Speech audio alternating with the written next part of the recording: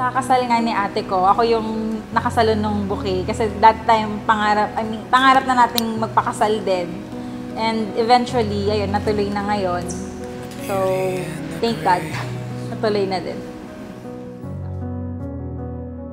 Nothing we would change at all. So, nagkakilala kami since elementary days pa lang. Kababata ko kasi yung ate niya. Tapos, nakikita ko siya lagi sa tindahan nila, ganun. Nagkakilala kami ni Hana through chat lang. And then, that time, nung pandemic, nasa Saudi siya. And then, nag-try ako mag-PM dahil pagkakataon ko na yun. Dahil unang-una is na-homesick siya. Tapos, pangalawa, wala siyang masyadong nakakausap doon dahil gawa nga nung language barrier. Nagulat na lang ako na-notice niya yung chat ko.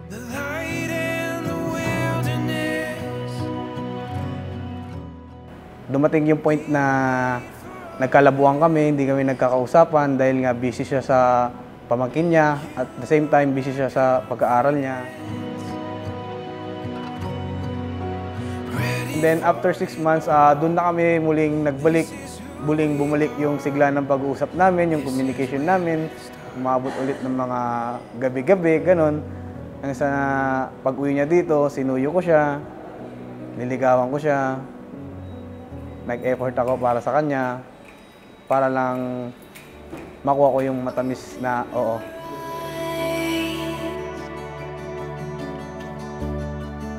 To golden light. Then eventually, nung nasa Saudi na ako, inantay niya akong makauwi dito sa Pilipinas. Doon niya na ako niligawan, hinahatid sundo niya ako sa internship ko. At sobra niya akong chinaga. Hanggang ngayon, matyaga pa rin siya sa akin. Tsaka mahaba yung pasensya niya. Yun yung nagustuhan ko sa kanya. It's just the beginning.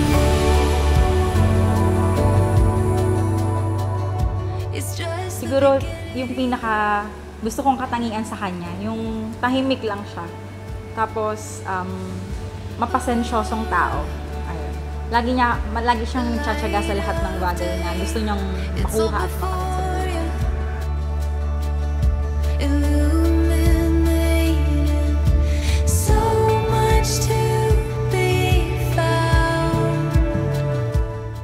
Ang masasabi ko lang sa'yo, hindi kita mapapabayaan hanggang dunya akira.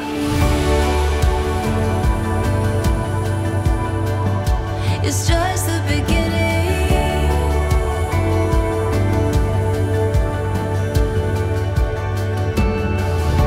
We'll chase the sky, watch us shine. It's in our eyes, burning bright. It's just the beginning. Na sana nandito tayo, ipag-pray natin sa kanila, ipagduwa natin ang ating mga anak na sila po ay couple, sila po ay husband and wife.